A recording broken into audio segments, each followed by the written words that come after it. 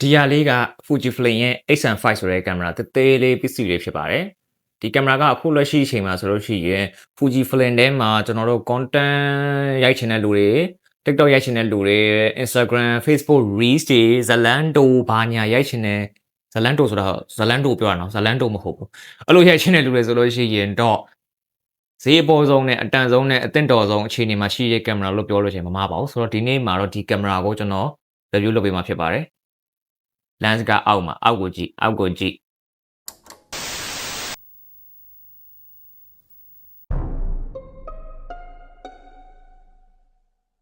Okay ဆိုတော့ဒီကင်မရာကကျွန်တော်ရဲ့ HD4 နဲ့ sensor တူတူပဲ26 megapixel ရှိတဲ့ 4th generation sensor ကိုသုံးထားတယ် XS20 နဲ့လည်း sensor တူတူပဲဒါပေမဲ့ဒီကောင်မှာကstabilization IPS မပါဘူးပေါ့နော်ပြီးလို့ရှိရင်ဒီကောင်က Fujifilm ရဲ့ထုံးစံတိုင်းပဲကြာသိရလားသူတို့က sensor တူတူပဲရုပ်ထွက်တူတူပဲကိုမှသူကဘာကွာွားလဲဆိုတော့ body တွေကွာပြီးတော့သုံးလို့ရတဲ့ function တွေကွဲပြီးတော့လုတ်ပေးတဲ့သဘောပေါ့နော်အဲ့တော့ HD4 နဲ့ဆိုလို့ရှိရင်တော့ရုပ်ထွက်ကတော့ဘာမှကွာမယ်တော့ကျွန်တော်မထင်ဘူးကွာလည်းမကွာဘူးကျွန်တော်ဆိုင်းရိုက်ပြီးပြီနောက်ပြီးတော့ကျွန်တော်တို့ဒီ HD4 နဲ့မတူတဲ့ဟာကဘာလဲဆိုတော့ Real Age တို့ကျွန်တော် Nostalgia Negative တို့စတဲ့ film simulation အသစ်တွေဒီမှာပါတယ်ပေါ့နော်မစိုးပါဘူးအဲ့ဒါလေးတွေကဒါမဲ့လည်း HD4 ပိုကောင်းပါတယ်ဘာလို့ဆို HD4 ကတော့ဗျာပန် body ပြီးလို့ရှင်အကျန်းခံတယ်မိုးတယ်လေတဲ့ရေတယ်လည်းရိုက်လို့ရတယ်မိုးဖွဲလေးရွာတာတော့မိုးဆူွားတာတော့ရေမှောက်ကြတာတော့ဘွက်ပေတာဆိုလို့ရှင်ကိစ္စမရှိဘူးဒီဟာဆိုလို့ရှင်ကြောက်ရတယ် weather seal မပါပါဘူးပြီးတော့ဒီကင်မရာက plastic body နဲ့လာတယ် plastic body ဆိုတာကကစားစရာကဲ့သို့သော body ပေါ့နော်ကျွန်တော်တို့ X-Half လောက်တော့အချိန်နေမစိုးဘူးဒါပေမဲ့ကျွန်တော်တို့ HD10 တို့ HD20 တို့လိုမျိုး body plastic body နဲ့လာတာပေါ့နော်အကယ်၍တန်တုံးလိုမျိုး body လိုချင်တယ်ဆိုလို့ရှိရင်တော့ကျွန်တော်တို့ HD4 တို့ XH2S ဆိုစားတဲ့ကင်မရာတွေကိုရွေးရမှာဖြစ်ပါတယ်အဲ့တော့ဒီကင်မရာကသူများတော့မဟုတ်တခြား X series ကင်မရာတွေလိုမျိုးအပေါ်မှာက shutter speed die တို့ exposure compensation die တို့ ISO die တို့ဘာ die မှမပါဘူးသို့ပေမဲ့ကျွန်တော်တို့ဒီ MASP ခေါ် PASM ခေါ် Percent die ခေါ်ခြင်းတို့ခေါ်တဲ့ die ပါတယ်အော်ကျွန်တော်တို့ manual တို့aperture priority တို့ shutter priority တို့ဘာလို့ညာလို့ဒီမှာလှည့်ပြီးတော့ရွေးလို့ရတယ်ပြီးလို့ရှိရင် custom function ခလုတ်မုတ်၃ခုပါတယ်၄ခုပါတယ်C1 C2 C3 C4 စသဖြင့်ပေါ့နော်ပြီးလို့ရှိရင်ဒီနောက်မှာ main die တစ်ခုပါတယ် front die တစ်ခုပါတယ်အဲ့ die တစ်ခုနဲ့ကျွန်တော်တို့က exposure setting တွေကိုပြောင်းလို့ရမှာပေါ့နော်ပြီးလို့ရှိရင်ဒီဘက်မှာဘာပါလဲဆိုတော့ဒီဘက်မှာဒီနေရာမှာဘာပါလဲဆိုတော့စောက်တောင်းမကြတဲ့ film simulation die ထည့်ပေးရပါတယ်စောက်တောင်းမကြဘူးဆိုတော့ဘာလို့ပြောလဲဆိုတော့ဘယ်သူမှဗျာဒီလိုရိုက်နေတန်လန်တဲ့ film simulation ကိုထိမ့်ပြီးတော့ရိုက်မနေဘူး recipe တွေဆိုလို့ရှိရင်တော့ custom function တွေကို save လုပ်ပြီးတော့ရိုက်ချင်တယ်ဆိုလို့ရှိရင်တော့ဟုတ်ကောင်းဟုတ်လိမ့်မယ် heat တက်ပြန်ပြီရိုက်ကောင်းရိုက်လိမ့်မယ်ပြီးတော့ဘာလို့အသုံးထမကြလဲဆိုတော့ဒီဒိုင်းက film simulation only ပဲသုံးလို့ရတယ်တခြား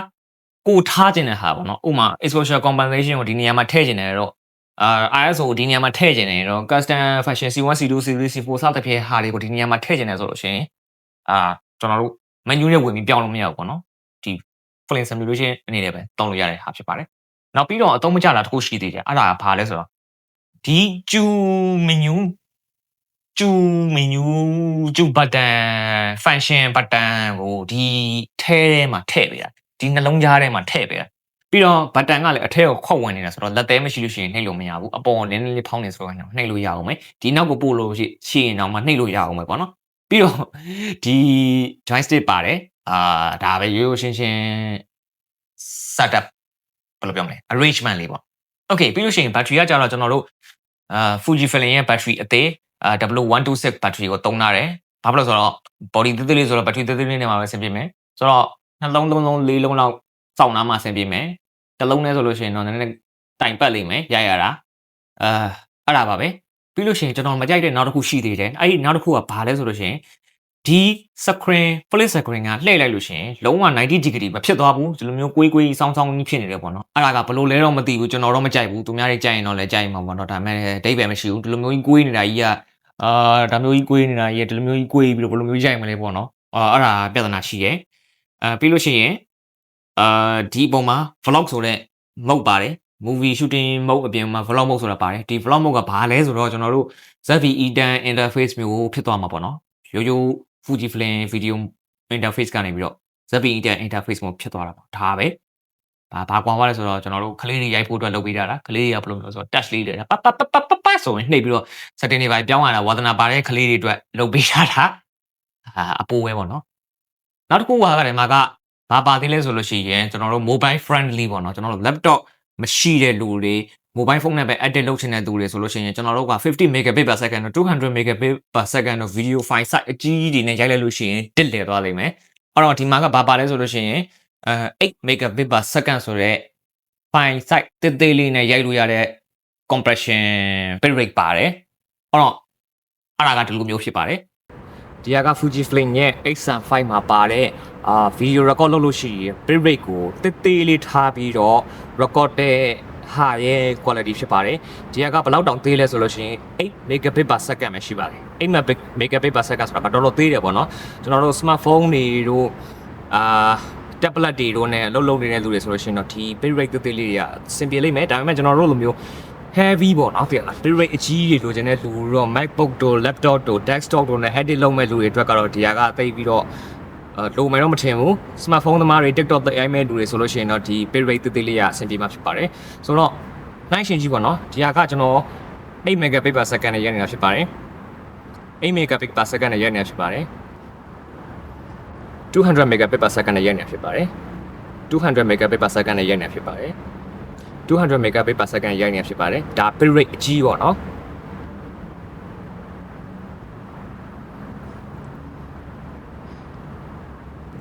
8 megabit per second ဖြစ်ပါတယ်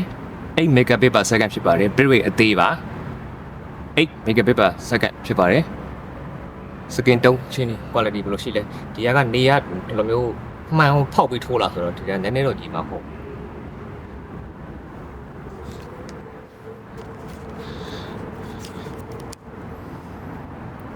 8 megabit per second ဖြစ်ပါတယ်8 megabit per second ဖြစ်ပါတယ်ဟို8 megabit per second ဖြစ်ပါတယ်200 megabit per second ဖြစ်ပါတယ်200 megabit per second ဖြစ်ပါတယ်200 megabit per second ဖြစ်ပါတယ်ကျွန်တော်အဲ့ဒါလေးကတော့မစိုးဘူးပေါ့နော်ဟို heavy တွေမရိုက်ချင်ဘူးပေါ့ဘာပဲရိုက်ချင်တယ် storage လည်းအများကြီးမသုံးချင်ဘူးဖုန်းနဲ့လည်း edit ချင်တယ်ဆိုတဲ့သူတွေအတွက်ကတော့8 megabit per second လေးကအဆင်ပြေမယ်တော့ကျွန်တော်ထင်တယ်မိုက်လည်းမိုက်တယ်ဘက်ထရီကုန်တော့မယ်ပြီးလို့ရှိရင် mic jack ကဒီနောက်မှာပါတယ်နောက်တက်တဲ့နေရာလေးကတော့အဆင်ပြေပါတယ်ဒါပေမဲ့သူကတော့ screen လှည့်လို့မရမှာဆိုလို့ဒီအပေါ်မှာနောက်တက်တဲ့ကြီးမှာထည့်ပေးထားတယ်ဒါပေမဲ့ screen ကတက်တဲ့ကြီးမလှည့်ပါဘူးဘာထားလဲတော့ရထားလားနောက်ပြီးတော့ video mode ပေါ့နော် video mode ထဲမှာကဘာတွေပါလဲဆိုလို့ရှိရင်ကျွန်တော်တို့ 6K OpenK ရိုက်လို့ရတယ် 6K OpenK ဆိုတော့ကျွန်တော်တို့ H2S မှာရိုက်လို့ရတဲ့အရင် video တွေမှာရိုက်လို့ရတဲ့ပုံစံမျိုးပြီးလို့ရှိရင်XS20 မှာရိုက်လို့ရတဲ့ပုံစံမျိုးပေါ့နော်ဒါပေမဲ့ဒီမှာကဒီဈေးဒီတန်းဒီ budget နဲ့ဆိုတော့ကျွန်တော်တို့ကဘာမှမမျှော်လင့်နဲ့ 6K ရိုက်လို့ရတယ် heat တက်မယ်ပြီးလို့ရှိရင် compression method က GOP ပဲပါတယ် online မပါဘူးပြီးလို့ရှိရင် IPS မပါဘူးပေါ့နော် IPS မပါတော့နည်းနည်းတော့လောက်ခါရန်ပါညာအထာတော့ရှိမယ် IPS လို့ကြည့်လို့ရှိရင် XS20 ကိုသွားဝယ်ပြီးတော့ကျွန်တော်တို့ online နဲ့ရိုက်လို့မရတဲ့အတွက်ကြောင့်မလို့ကျွန်တော်တို့ကဘာဖြစ်မလဲဆိုတော့ကျွန်တော်တို့ shutter speed ကို frame rate အောက်ကိုဆင်းလို့မရဘူးဥပမာကျွန်တော်မျိုး slow shutter effect လေးတွေရိုက်ချင်တယ်ဆိုလို့ရှိရင်ဒီမှာမရဘူး H2S ကိုသွားဝယ်အဲ့လိုပုံစံမျိုးပေါ့နော်ဒါကတော့ကျွန်တော်ဒီ Fujifilm X5 ကိုမြင်တဲ့ဟာလေးတွေဖြစ်ပါတယ်ဆိုတော့ဘယ်လိုလူတွေဝယ်သင့်လဲဆိုလို့ရှိရင်ကျွန်တော်တို့ဖုန်းနဲ့ပဲ edit လုပ်ချင်တဲ့လူတွေတို့ပေါ့ပပဗီဒီယိုရိုက်ချင်တဲ့လူတွေတို့ဘာတို့ညာတို့quality ကောင်းကောင်းလေးနဲ့ရိုက်ချင်တဲ့လူပေါ့နော်ရုပ်ထက်လှလှလေး Fuji color လေးနဲ့ရိုက်ချင်တဲ့သူတွေဆိုလို့ရှိရင်တော့ဝယ်ချပလိုက်ပါ 6K လေးရိုက်လို့ရတယ်ဆိုတော့ 6K ကတော့ကျွန်တော်အပြင်မှာရိုက်ဖို့အားမပေးဘူး heat တက်တယ်ကျွန်တော် indoor မှာဆိုလို့ရှိရင်တော့ရတယ်ဒီလောက်ပါပဲ